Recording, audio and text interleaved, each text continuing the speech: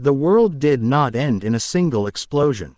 It ended in minutes. Sirens screamed across the cities. Phones buzzed with emergency alerts that nobody believed at first. People looked at the sky, confused, wondering if it was another political crisis, another false alarm. Then the first flash came. A light brighter than the sun turned night into day. Miles away, windows shattered instantly. Cars stopped in the middle of highways. Birds fell from the sky like stones. And then came the shockwave. Buildings folded like paper. Entire neighborhoods vanished in seconds. The skyline that people had known for decades simply disappeared into a wall of dust and fire. Nuclear war had begun. No one knew who fired first. It didn't matter anymore. Within 30 minutes, the world changed forever. Ethan Walker was not in the city when it happened. He was driving an old pickup truck through the countryside, hauling spare engine parts for a repair job. The radio suddenly went silent. Then came the emergency broadcast. Incoming ballistic missiles detected. Seek immediate shelter. Ethan frowned. He had heard crazy warnings before. But then the sky behind him flashed white. Even from more than 40 kilometers away, the explosion looked like a second sun rising over the horizon. His instincts took over. Ethan slammed the brakes, jumped out of the truck, and dove into a roadside ditch just as the shockwave hit. The ground shook violently. The air roared like 1,000 storms at once. Dust, debris, and shattered glass rained down around him. For several minutes, he couldn't hear anything except a high ringing inside his ears. When the noise finally faded, Ethan slowly lifted his head. Behind him, far in the distance, a mushroom cloud was rising into the sky. Dark, massive, impossible. His hands started shaking. The world was gone. Over the next few hours, the sky turned darker and darker. More explosions appeared far away on the horizon. Each one meant another city had been erased. Power grids collapsed. Phones stopped working. Satellites vanished from the sky. By nightfall, the entire world had gone silent.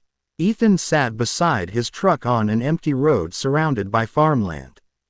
The air smelled like burning metal. Ash began falling from the sky like snow.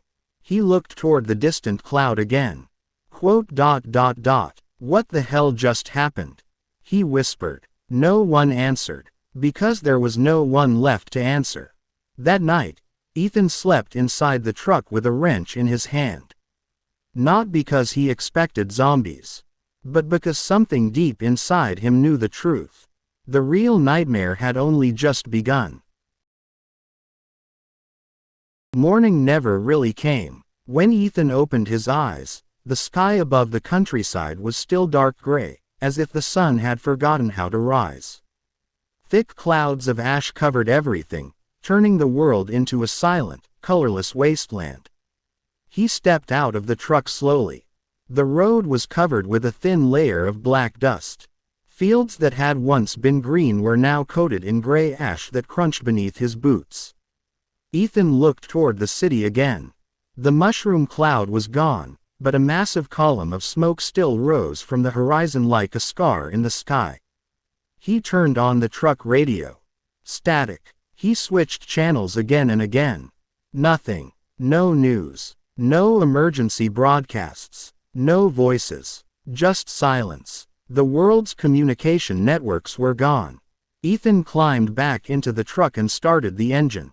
Thankfully, the old machine still roared to life. Modern vehicles might have been destroyed by the electromagnetic pulses from the explosions, but his old pickup had fewer electronics. Sometimes old things survived better. He drove slowly down the empty road. For miles he saw no one. No cars. No people. No animals. Only ash drifting across the pavement like ghostly snow. After about 20 minutes, Ethan reached the outskirts of a small town. Or what used to be a town. Several buildings had collapsed. Store windows were shattered. Streetlights hung crookedly over silent intersections. But what shocked him the most was the abandonment. Cars were still parked in the streets. Some doors hung open. Suitcases and groceries were scattered across sidewalks. It looked like everyone had simply run away. Ethan parked the truck near an old gas station and stepped out carefully. The wind pushed ash through the empty streets, creating long whispering sounds between the buildings. He walked inside the gas station. The place had been looted already. Shelves were empty. The cash register was smashed. But in the back storage room, Ethan found something valuable. Water bottles, canned food, and an old camping lantern. He stuffed everything he could into a backpack. As he turned to leave, a noise came from outside. A voice. "Hey." Ethan froze. He slowly stepped back toward the door and looked outside. Two men stood near the truck. They looked rough. Dirty clothes. Tired faces. One of them held a metal pipe. The other had a pistol. "You alone?" the man with the gun asked. Ethan nodded slowly. The man smiled. But it wasn't a friendly smile. "Good," he said. Then he pointed the gun directly at Ethan. "Because we need that truck." Ethan's heart started pounding. It had only been 1 day since the bombs fell. And already, the real danger wasn't radiation. It was other people. For a moment, nobody moved. The wind pushed ash across the empty street while Ethan stood in the doorway of the gas station, staring at the pistol pointed directly at his chest. The man holding the gun looked calm. Too calm. His partner, the one holding the metal pipe, stepped closer to the truck and looked it over like a mechanic inspecting a new purchase. "Nice vehicle," the man with the pipe said. "Old ones still work after the EMP." Ethan said nothing. His mind was racing. 2 men. 1 gun. Open street. No cover. The man with the pistol tilted his head slightly. "Look," he said. "It's nothing personal. World ended yesterday. We all need transportation." He pointed toward the road. "So, step away from the truck." Ethan slowly raised his hands. Inside his jacket pocket, his fingers quietly wrapped around something heavy. The large wrench he had grabbed before leaving the truck. He took a few careful steps forward, pretending to surrender. The man with the gun relaxed slightly. That was his mistake. In one sudden movement, Ethan swung the wrench with all his strength. Crack! The metal tool slammed into the man's wrist. The pistol fired into the ground as the man screamed in pain. Ethan lunged forward instantly, tackling him to the pavement. The gun slid across the asphalt. The second man rushed forward with the metal pipe, yelling angrily. Ethan rolled to the side just as the pipe smashed against the ground where his head had been. He grabbed the fallen pistol and pointed it upward. Bang! The shot echoed through the silent town. The man with the pipe froze. Ethan aimed directly at him. "Don't," Ethan said firmly. For several seconds, neither of them moved. The man looked at his injured friend lying on the ground. Then back at the gun. Finally, he slowly dropped the metal pipe. "Take the damn truck," he muttered. "Just go." Ethan didn't argue. He backed toward the pickup truck while keeping the pistol aimed at them. Once he reached the driver's door, he jumped inside and slammed it shut. The engine roared to life again. As Ethan drove away, he glanced once in the rearview mirror. The 2 men were already arguing with each other in the middle of the empty street. The world had collapsed in less than 24 hours. And people were already turning on each other. Ethan gripped the steering wheel tighter. He had learned his first lesson of the new world. Survival wasn't just about radiation, or hunger, or shelter. It was about who you trusted. And right now, he trusted no one. Ahead of him, the highway disappeared into a gray horizon filled with drifting ash. Ethan pressed the accelerator. The journey through the nuclear wasteland had officially begun. The highway stretched endlessly through the gray countryside.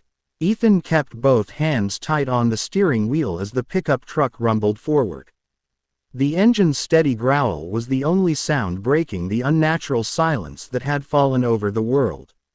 Every few minutes he glanced at the sky. It looked wrong. The sun was barely visible through the thick blanket of ash clouds that covered the atmosphere.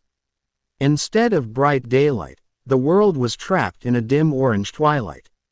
The air itself looked heavier, like the planet was slowly suffocating.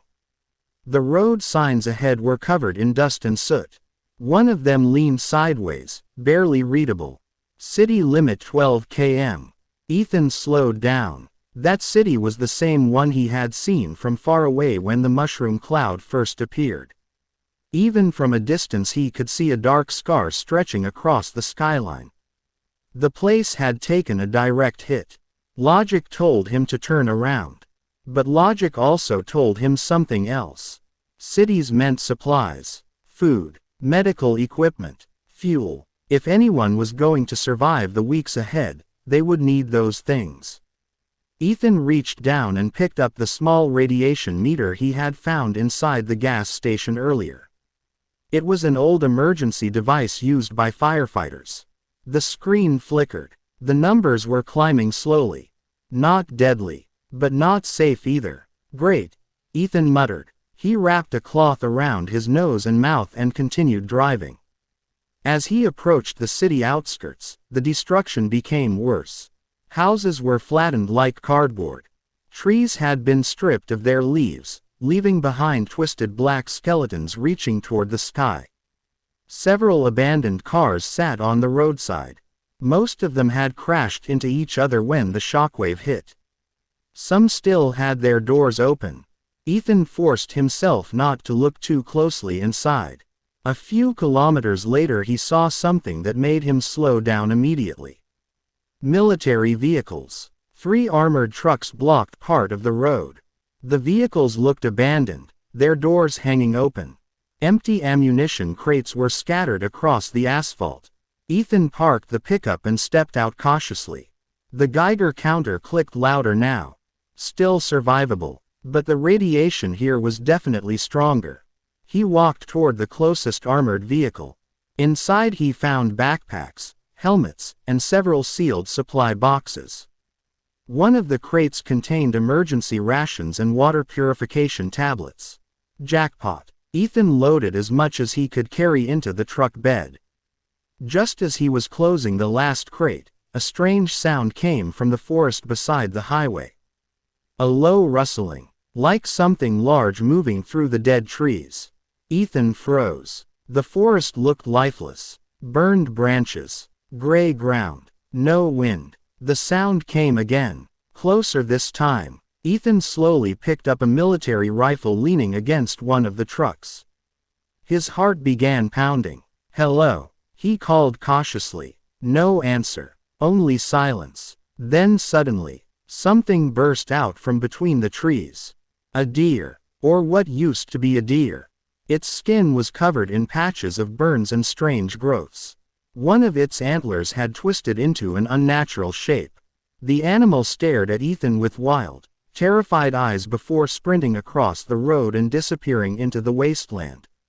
Ethan lowered the rifle slowly. Radiation. The bombs hadn't just destroyed cities. They were changing the world itself. And if animals were already mutating this quickly, Ethan didn't want to imagine what the next few months might bring. He climbed back into the truck and started the engine again. Behind him, the ruined city smoldered quietly under the ash-filled sky. Ahead of him, the road vanished into the endless gray horizon. And somewhere out there, the future of the human race was waiting. By the time Ethan left the destroyed city behind him, the sky had grown even darker. Ash continued to fall like slow gray snow, coating the road, the trees, and the truck itself in a thin layer of dust. The pickup's headlights cut through the dim light as Ethan followed the empty highway deeper into the countryside. He had been driving for nearly 2 hours. Fuel was still good, but exhaustion was beginning to creep in. The last 24 hours had felt like a lifetime. The world had ended. He had nearly been killed.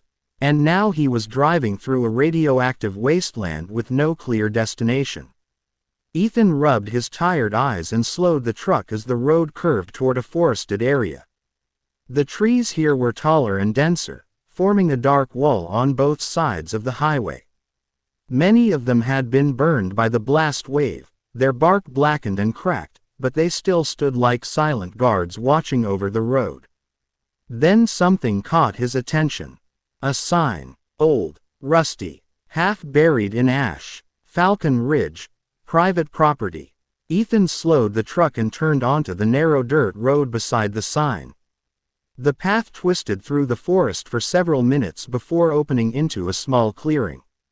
And in the middle of that clearing stood something unexpected. A concrete structure built directly into the side of a hill. At first glance it looked like a military installation. Thick metal doors, ventilation pipes rising from the ground, emergency floodlights mounted above the entrance. A bunker. Ethan parked the truck and stepped out slowly. The place looked old but solid. Whoever built it had clearly planned for disasters. Maybe even this one. He approached the metal doors carefully. They were slightly open. That alone made his instincts sharpen immediately. If the bunker had been sealed during the attacks, the doors should still be locked. Someone had opened them recently. Ethan picked up the rifle from the truck and pushed the door open the rest of the way. A long metal corridor stretched into the underground facility. Emergency lights flickered weakly along the ceiling, powered by what sounded like a backup generator somewhere deeper inside. The air smelled stale, but breathable. "Hello," Ethan called cautiously. His voice echoed through the hallway. No answer. He stepped inside. The bunker interior looked surprisingly organized. Storage rooms lined the walls. Shelves filled with canned food, water tanks, medical supplies. Whoever built this place had been preparing for the apocalypse long before it happened. Ethan moved deeper into the bunker. He passed a small dormitory with several bunk beds, a kitchen area. Then finally he reached what looked like the control room. Computer monitors sat on a long metal desk. Most of them were dark, but one small radio unit was still powered on. Static hissed softly from the speaker. Ethan walked closer. On the table beside the radio sat a mug of coffee. Cold, but not moldy. Someone had been here. Not long ago. Ethan slowly turned the radio dial. The static shifted slightly. Then suddenly, a faint voice broke through the noise. "Any survivors? This is Outpost Sierra, broadcasting emergency signal." Ethan froze. Another voice from the wasteland. "Safe zone established. Northern Mountain Region. Repeat, survivors welcome." The message crackled before fading back into static. Ethan leaned back in the chair, staring at the radio. The bunker was safe, stocked with supplies, strong enough to survive fallout storms. He could stay here for months, maybe even years, but somewhere beyond the radioactive wilderness, there were other survivors, and they were calling. Ethan looked at the map hanging on the bunker wall. The northern mountains were far away, hundreds of kilometers at least. Reaching them would mean crossing the most dangerous parts of the destroyed country. He sighed quietly. For the first time since the bombs fell, Ethan had a choice: stay hidden underground, or risk everything for the chance that humanity was still alive. Ethan didn't sleep much that night. The bunker was quiet, almost too quiet. The low hum of the generator echoed softly through the underground corridors, mixing with the occasional crackle of the radio sitting on the control desk. Every couple of hours the same message returned. "This is Outpost Sierra. Survivors welcome. Northern Mountains, repeat." Each time Ethan heard it, the same question ran through his mind. Was it real, or was it just another ghost signal drifting through the dead world? Still, the bunker proved something important. Other people had prepared for this, which meant other people might still be alive. By morning, Ethan had made his decision. He packed supplies from the storage rooms carefully, taking only what he could realistically carry and transport. Canned food, bottled water, medical kits, extra batteries, and several protective masks in case the radiation levels became worse. He also found something extremely valuable in one of the lockers. A military radiation suit. It wasn't perfect protection, but it could help him survive dangerous zones. After loading everything into the truck, Ethan walked through the bunker one last time. The place could easily become a permanent home. Thick concrete walls. Enough food to last months. Safe from storms and radiation. But hiding underground forever wasn't living. And if that radio signal was real, then somewhere out there humanity was trying to rebuild. Ethan shut off the bunker lights and stepped outside. The sky had grown darker overnight. Thick clouds of ash and smoke blocked the sun almost completely now. The world looked like it was trapped in a permanent dusk. He climbed into the truck and started the engine. The journey north had begun. For the first few hours, the road remained quiet. Too quiet. Entire towns passed by without a single sign of life. Houses stood abandoned. Gas stations had been looted. Roads were littered with empty vehicles that had simply stopped working during the chaos. Then the wind started to change. At first it was only a soft breeze pushing ash across the pavement. But soon the sky began to darken even more. A massive wall of gray dust appeared in the distance, moving slowly across the landscape. Ethan recognized it immediately. A fallout storm. Damn, he muttered. He pressed the accelerator, hoping to outrun it. But the storm moved faster than expected. Within minutes the world vanished into swirling clouds of radioactive dust. The truck's headlights barely illuminated the road ahead. Visibility dropped to only a few meters. Ash slammed against the windshield like sand in a desert storm. Ethan pulled a mask over his face and gripped the steering wheel tightly. Driving blind in radioactive weather was probably the worst decision he had ever made. Then suddenly something appeared in the headlights. A roadblock. Several burned cars were pushed across the highway. Ethan slammed the brakes just in time. The truck skidded sideways and stopped only a few meters from the wreckage. And then he saw them. Figures emerging from the storm. 3, maybe 4 people, all wearing dirty clothes and makeshift masks. One of them held a rifle. Another carried a machete. They moved slowly toward the truck like hunters approaching trapped prey. Ethan realized immediately what this was. Not survivors. Raiders. The man with the rifle knocked on the driver's window with the barrel of his weapon. Through the swirling ash, Ethan could see the man smiling. Bad weather to be driving alone, the raider said. His voice was calm. Too calm. Ethan's hand slowly moved toward the pistol sitting beside the seat. Because in the new world, storms weren't the only danger waiting on the road. The fallout storm howled across the highway like a living thing. Ash slammed against the truck in waves, rattling the metal body and covering the windshield in a thick layer of gray dust. The world outside had become a swirling nightmare of wind, radiation, and shadows moving through the storm. Ethan sat frozen behind the steering wheel. The raider with the rifle tapped the window again. Harder this time. Open it, the man said calmly. We're not asking twice. Behind him, 3 other figures slowly surrounded the truck.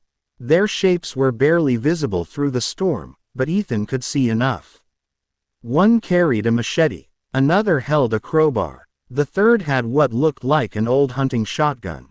This wasn't a random encounter. They had set up the roadblock on purpose. Ethan's eyes quickly scanned the situation. Front of the truck blocked by burned vehicles. Raiders on both sides. Fallout storm reducing visibility to almost nothing. Running wasn't easy, but staying was worse. The raider with the rifle leaned closer to the glass, trying to see inside. Last chance, he said. Ethan moved fast. His hand grabbed the pistol from the seat beside him and fired through the side window. Bang! The shot exploded in the tiny cabin of the truck, deafening him instantly. The raider stumbled backward, falling into the ash-covered road. The other men reacted immediately. "Get him!" one of them shouted. The shotgun blasted against the side of the truck, pellets smashing into the metal door with a loud metallic spray. Ethan slammed the truck into reverse. The tires spun wildly on the ash-covered pavement before finally gripping the road. The pickup lurched backward. One of the raiders jumped onto the hood, slamming his crowbar against the windshield. Crack! A spiderweb of fractures spread across the glass. Ethan jerked the steering wheel violently. The man lost his balance and slid off the truck into the storm. Then Ethan shifted gears and slammed the accelerator forward. The pickup smashed through the roadblock. Metal screamed as the truck pushed one of the burned cars aside just enough to squeeze through. The remaining raiders fired wildly into the storm behind him. Another shotgun blast slammed into the tailgate. But the truck was already speeding away. Ethan didn't stop driving for nearly 20 minutes. Only when the storm finally began to fade did he slow down. His hands were shaking badly now. His ears still rang from the gunshot. And the cracked windshield made the road ahead look like a broken mirror. He pulled the truck to the side of the highway and stepped out slowly. The air was quieter here. The fallout storm had passed. Ash covered everything, but the sky ahead looked slightly clearer. For the first time in hours, Ethan noticed something on the horizon. Far in the distance, rising above the hills, a radio tower, tall, metal, still standing. If the Outpost Sierra broadcast was real, that tower might be connected to it. Ethan stared at it for a long moment. The road north suddenly had a destination. But if raiders were already hunting travelers on the highways, reaching that tower would not be easy. Because the nuclear wasteland had rules now. And the most important rule was simple. Only the strongest survived. The road north grew quieter the farther Ethan drove. The fallout storm had passed, leaving behind a heavy gray silence that seemed to press down on the entire landscape. Ash covered the highway like fresh snow, and the sky above remained dim and colorless. The cracked windshield made it difficult to see clearly, but Ethan kept driving. The radio tower in the distance had given him a direction, a purpose. After several kilometers, the highway curved toward a small town. The sign at the entrance hung crookedly, barely attached to its metal pole. "Welcome to Ridgeway," or what used to be Ridgeway. Ethan slowed the truck as he entered the empty streets. The town looked untouched by the direct blast of the nuclear explosions, but time had already begun to destroy it. Shop windows were shattered. Cars sat abandoned in the middle of intersections. A bicycle lay on its side in the road, half buried in ash. The wind pushed dust through the streets in slow swirling patterns. It looked like everyone had simply vanished. Ethan parked the truck near a small grocery store. He grabbed his rifle and stepped outside. The Geiger counter clipped to his belt clicked softly. Radiation levels were lower here. Still dangerous, but survivable. He walked slowly down the empty street, boots crunching softly in the ash. The silence felt wrong. Too quiet. Even in the destroyed towns he had passed earlier, there had been some kind of sound. Wind through broken windows, metal creaking, animals moving somewhere in the distance. But here, nothing. Ethan pushed open the door to the grocery store. The bell above the door rang faintly. Inside, the shelves were mostly empty. Someone had already scavenged this place. But not recently. Dust covered everything. Ethan moved toward the back storage area. A few cans remained on the lower shelves. He placed them carefully into his backpack. As he turned to leave, something caught his eye. Footprints. Fresh ones. Clear marks in the ash on the floor. Ethan's grip tightened on the rifle. He crouched down and studied them carefully. They were definitely recent. Someone had walked through the store not long ago. And they had been wearing military boots. Ethan slowly stood. His eyes moved toward the broken front windows. Outside, the empty street looked exactly the same. Gray, silent, still. But the feeling in his stomach told him something else. He wasn't alone in Ridgeway. Someone else was here, and whoever they were, they had been watching him. Ethan quietly stepped toward the door and scanned the rooftops across the street. For a moment, he thought he saw movement. A shadow disappearing behind a building. Then it was gone. The town fell silent again. But Ethan knew one thing for sure now. The nuclear wasteland wasn't empty. Not even close. Ethan stepped out of the grocery store slowly, the rifle held tight against his shoulder. The street looked empty. Too empty. The wind pushed ash across the pavement in thin waves, sliding past abandoned cars and broken storefronts. But Ethan's instincts were screaming. Someone was here, watching, waiting. He moved carefully toward the truck, keeping his eyes on the rooftops. The buildings around the street were only 2 or 3 floors high, but they offered perfect positions for someone with a weapon. Then it happened. Crack. The sound of a rifle shot ripped through the silence.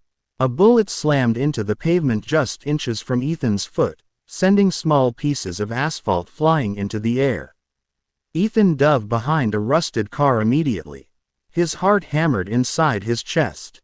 Sniper. The shot had come from somewhere above. He slowly peeked over the hood of the car. Across the street, on the roof of an old hotel building, he saw the silhouette. A figure lying flat behind a broken concrete wall. The sniper fired again. Crack. The bullet smashed into the car's windshield, shattering the glass. Ethan dropped down again. Great, he muttered under his breath. He had no clear shot.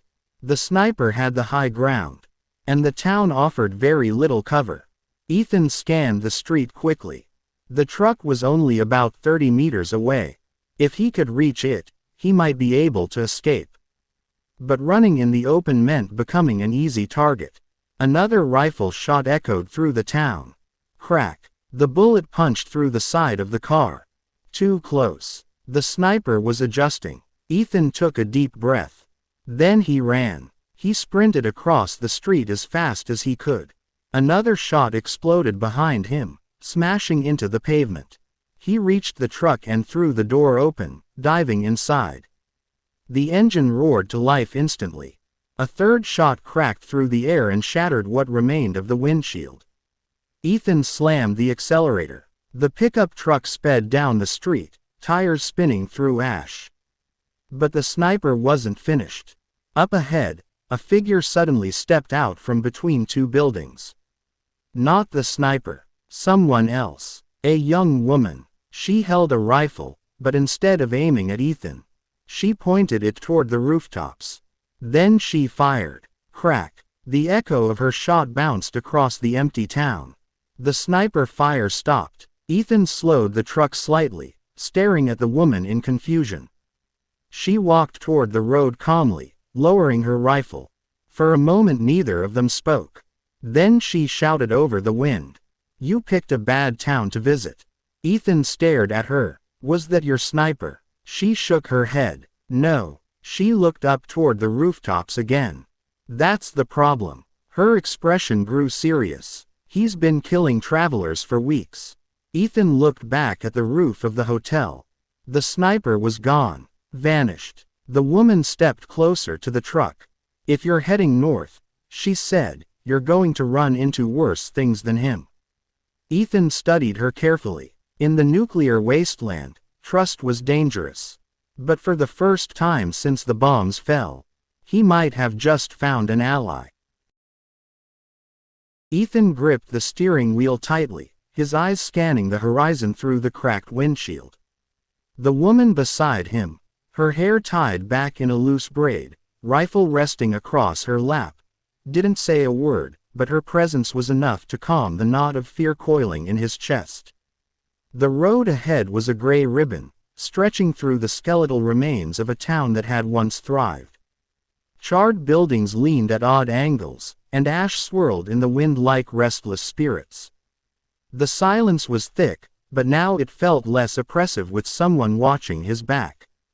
"I'm Mara," she finally said, her voice low but firm. "I've been following this area for a while. Scouting. Surviving." Ethan nodded, unsure what to say. He glanced at her rifle. "That sniper back there, he's a problem." Mara's eyes hardened. "Not just him. This place, north of here, is worse. Bands of raiders, mutated animals, and people desperate enough to do anything to survive." Ethan swallowed. He had seen enough death to understand the warning. "Then why help me?" She shrugged, a hint of a smirk tugging at her lips. "Maybe I like seeing someone else survive. Maybe it's boredom. Who knows?" The truck hit a patch of ash that sent it skidding slightly. Ethan corrected it and exhaled slowly. The wind carried a faint metallic smell, smoke from some distant fire, or something else entirely.